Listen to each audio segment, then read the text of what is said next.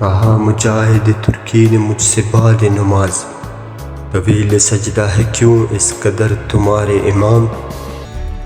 ترکی کے انجمن الال احمر کے وفد کے ارکان نے بر صغیر کی کسی مسجد میں جب باجماعت نماز پڑھی تو نماز کے امام کرنے والے پیش امام کو دیر تک سجدے میں گہے ہوئے دیکھ کر ایک ترکی مجاہد نے علامہ اقبال سے سوال کیا، تمہارے نمازوں کے امام اتنے لمبے سجدے کیوں کرتے ہیں؟ حالانکہ 3 دفعہ اس میں سبحان رب الاعلیٰ کہنے میں زیادہ دیر نہیں لگنی چاہیے۔ وہ سادہ مرد مجاہد، وہ مومن آزاد، خبر نہ تھی اس سے کیا چیز ہے نماز غلام۔ ترک جو کبھی کسی قوم کے غلام نہیں رہے تھے، علامہ اقبال کہتے ہیں کہ ترکی کے اس وفد کے ساتھ آنے والے مجاہدین اللہ کی راہ میں لڑنے والوں کو کیا معلوم تھا کہ نماز غلام کیا ہوتی ہے؟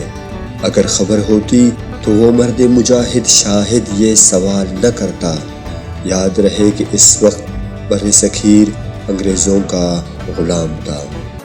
ہزار کام ہے مردان ارک دنیا میں، انہی کے ذوق عمل سے ہے امتوں کے نظام۔ جو لوگ آزاد ہوتے ہیں اور آزاد قوم کے فرد ہوتے ہیں، انہیں نماز کے علاوہ اور ہزار کام بھی کرنے ہوتے ہیں، لیکن قوموں کے مرتب عمل اور کام کرنے کی لذت حاصل ہوتے ہیں۔ رزم ہو یا بزم، امن ہو یا جنگ، ہر دور میں ان کے لیے ہزار قسم کی باتیں سوچنے اور کرنے کی ہوتی ہے، لیکن غلام قوم ان ذمہ داریوں سے آزاد ہوتا ہے اور آقاؤں کی مرضی پر چلتا ہے، خود بے اس اور بے ذوق عمل ہوتا ہے۔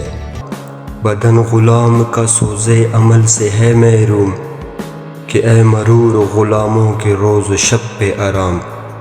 غلاموں کا جسم کام کرنے یا عمل کی حرارت سے بے نصیب رہتا ہے، سوائے غلامی کے اور اپنے آقاؤں کی مرضی میں عام سے عام لانے کے اور انہیں کوئی کام نہیں ہوتا۔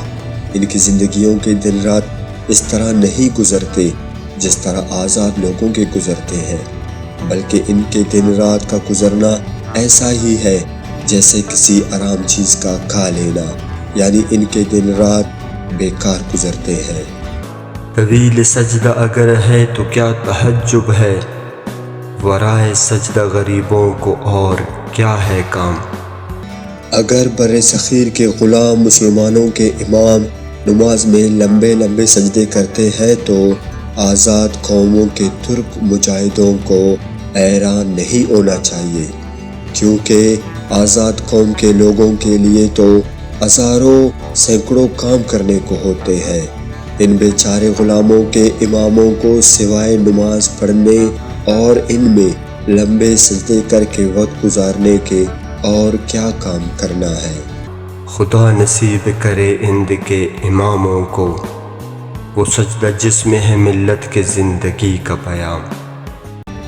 علامہ کہتے ہیں کہ اللہ تعالیٰ سے میری دعا ہے کہ ہندوستان کے پیش اماموں کو نماز میں ایسے سجدے کرنے کی توفیق ہو جس میں طوالت بے شک نہ ہو، لیکن زندگی کا پیغام ضرور ہو، اور جب وہ سبحان رب الاعلیٰ سب سے اللہ رب کی پاکی کی بات کرے تو قوم کو واقعی درس دے کہ سب سے اعلیٰ اور عرفہ جس کی غلامی کا شرف حاصل کرنا چاہیے خدا کی ذات ہے، نہ کہ دنیا کے افراد اور اقوام۔